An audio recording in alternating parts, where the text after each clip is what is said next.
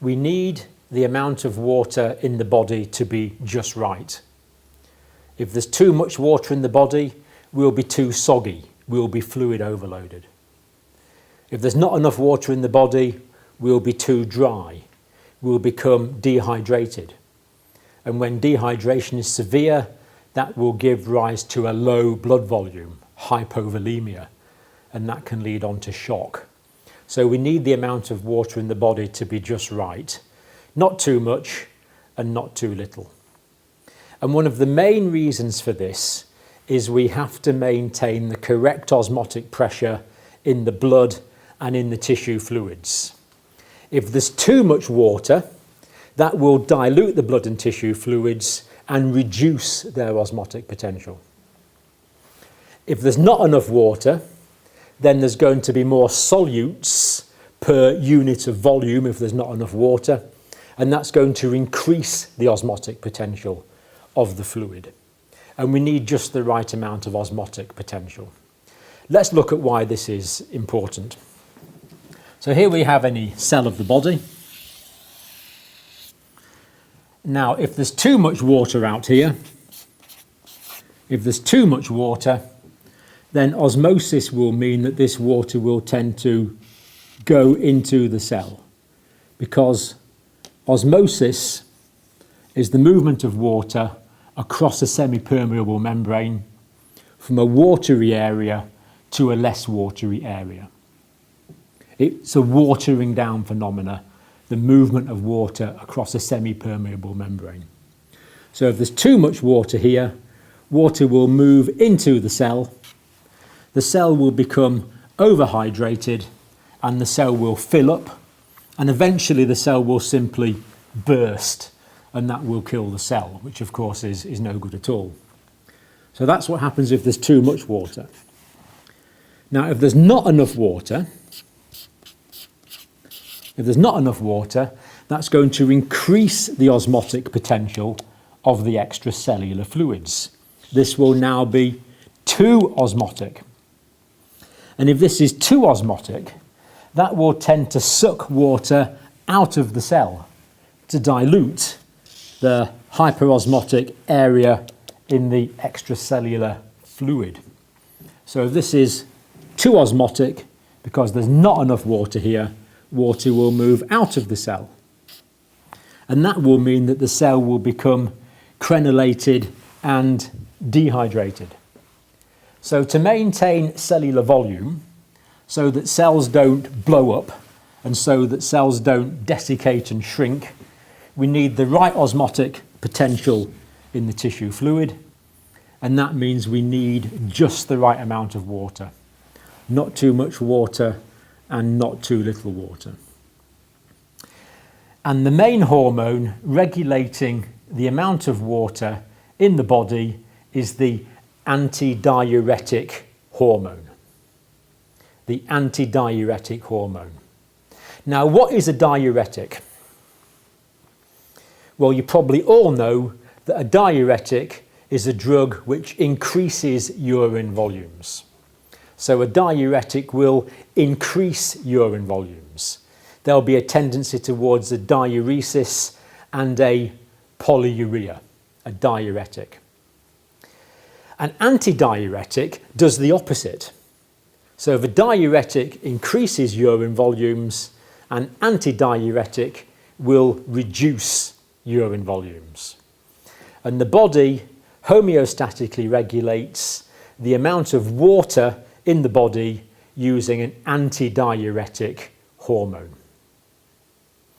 Now, this antidiuretic hormone is actually produced in the hypothalamus. It goes down nerve fibres from the hypothalamus into the posterior lobe of the pituitary gland. That is the neurohypophysis. The pituitary gland is the hypophysis. You might remember there's the adenohypophysis at the front and the neurohypophysis at the back. So the posterior lobe of the pituitary gland is the neurohypophysis, and the antidiuretic hormone is released from that part of the pituitary gland. And I've started to sketch out a pituitary gland here. So this will be the front, because this is the anterior part of the pituitary gland. This is the adenohypophysis at the front. And here's the back. This is the posterior lobe of the pituitary gland. And as we said, the antidiuretic hormone is actually produced in large nerve cell bodies located in the hypothalamus. So the antidiuretic hormone is made in the cell body up here. It migrates down through the pituitary stalk and is released from the posterior lobe of the pituitary gland. Now, also, in the hypothalamus, there are osmoreceptors. These are specialized cells that detect the osmotic pressure in the tissue fluid in the hypothalamus. And of course, that is determined by the osmotic pressure of the blood perfusing the hypothalamus. So there's osmoreceptors detecting the osmotic pressure of the blood and tissue fluid in the hypothalamus. Now, if we drink a lot and there's more water, that's going to reduce the osmotic pressure of the tissue fluids in the hypothalamus, if we've drank a lot of water. And if we've drank a lot of water, what we want to do is get rid of some of that water. So if we drink a lot of water, we need to get rid of some of it. That means we need to have less antidiuretic effect. Let's just show you what I mean by this. So here we have the kidneys down here that are actually doing the hard work in this. So if there's less antidiuretic hormone, let's have a red pen. If there's less antidiuretic hormone, which we'll draw in red, if this is producing less antidiuretic hormone, that means the kidneys are going to have a greater diuresis. The kidneys will produce more water. So if there's too much water in the blood, that's going to decrease the osmotic potential of the blood and tissue fluids. The hypothalamus will respond by producing less antidiuretic hormone.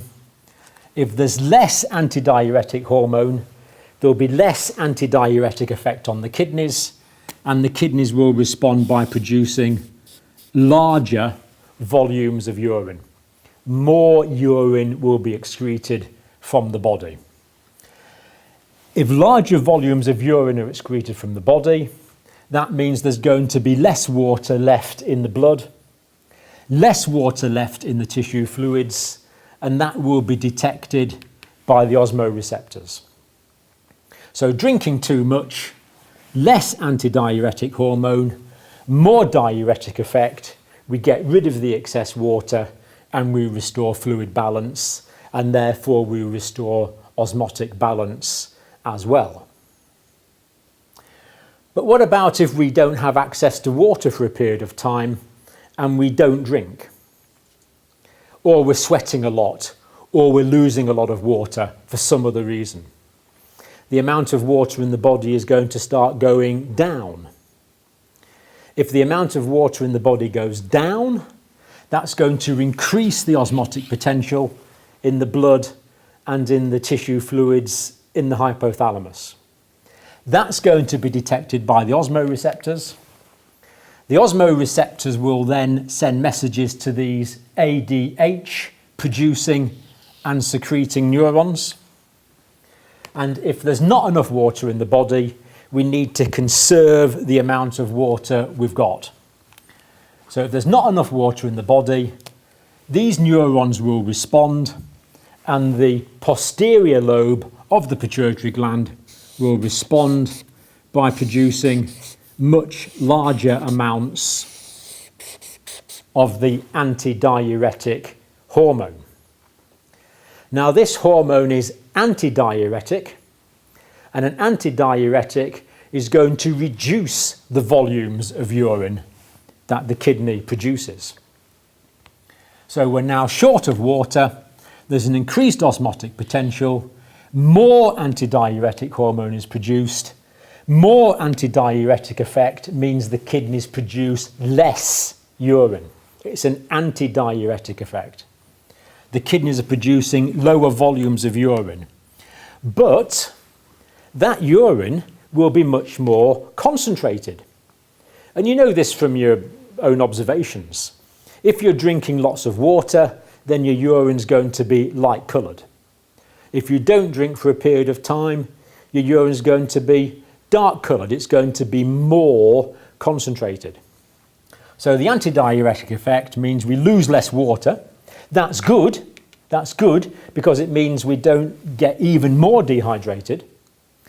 But also, if we're losing less water, but with the same amount of salts in it, that means there's going to be less salts in the body overall, and the fluid that's left in the body is going to be less osmotic because it's going to contain less salts, particularly the sodium. So the antidiuretic effect means that we excrete less urine, but still excrete the same amount of salt. Therefore, we're going to lower the osmotic potential of the tissue fluids. But then when we drink more, the amount of water in the body goes up. That's going to reduce the osmotic potential. Now we need to get rid of more water, so there's going to be less antidiuretic hormone, so more urine volumes or higher urine volumes will be excreted. So we can homeostatically regulate the amount of water in the body by detecting the osmotic potential of the blood and tissue fluids in the hypothalamus, using that to regulate the amount of antidiuretic hormone released by the posterior pituitary, using that to regulate the amount of water the kidney excretes or does not excrete to either get rid of excess water or to conserve water. So remember, it's an antidiuretic effect.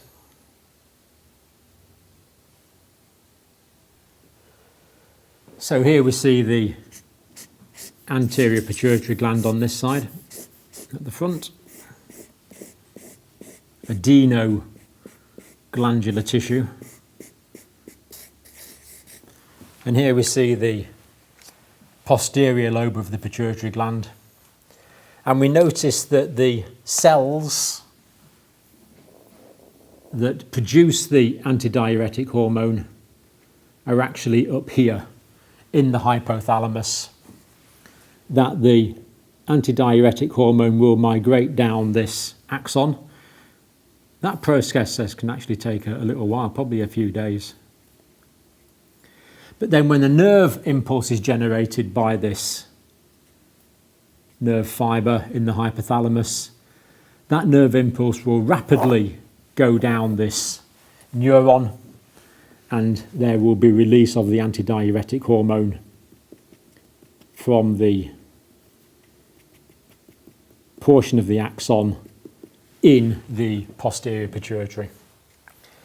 This will be, once it's released, will be quickly absorbed into the capillaries in the area, into the systemic blood supply, meaning the antidiuretic hormone will have gone directly from the posterior lobe of the pituitary gland into the blood.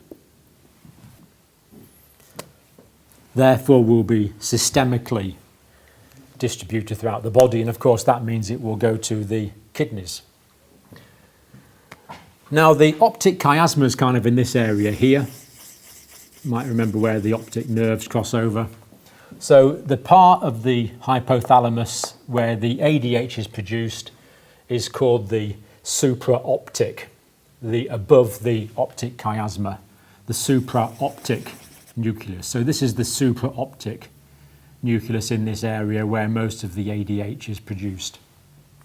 Now there is another nucleus at the back of the hypothalamus called the paraventricular nucleus, and this one produces the other main product of the posterior pituitary gland, which of course is the oxytocin, which contracts the pregnant uterus and contracts the milk ducts in the process of milk letdown when the baby suckles at the breast. But here we have the ADH producing neuron passing down the axon to be secreted from the posterior lobe of the pituitary gland. Now, the osmoreceptors are very likely to also be in the hypothalamus, probably in the front area. There is a little bit of debate about it, but most people now say that the osmoreceptors are in the anterior part of the hypothalamus here. So here we have an osmoreceptor, and this osmoreceptor is detecting how osmotic the environment around about here is. So if there's more water here, then it will be less osmotic. If there's less water here, then it will be more osmotic. And that takes impulses down to the neurosecretory neuron. So the osmoreceptor neuron is communicating with the ADH secreting neuron, telling it when it's time to generate a new nerve impulse to release the antidiuretic hormone. Now this is going to be producing antidiuretic hormone all the time, but it's only going to be released when there's a nerve impulse generated in the neurosecretory neuron. So when there's a lot of water here, when there's too much water here, that's going to reduce the osmolarity of the tissue fluid. And if there's too much water, that means the kidneys need to get rid of some. So if there's too much water, that's not going to fire, and there's going to be less antidiuretic hormone secreted. If there's less antidiuretic hormone secreted, the kidneys will excrete larger volumes of urine. Conversely, if there's not enough water here, if the patient's becoming dehydrated and there's not enough water, that's going to increase the osmotic potential of the tissue fluid here. That's going to stimulate the osmoreceptor. The osmoreceptor will stimulate the neurosecretory neuron. The neurosecretory neuron will generate a new nerve impulse, causing the antidiuretic hormone to be secreted. The antidiuretic hormone will go in the blood. The antidiuretic hormone, of course, will circulate to the kidneys. And if there's more antidiuretic hormone in the kidneys, then less urine is going to be produced and water will be conserved.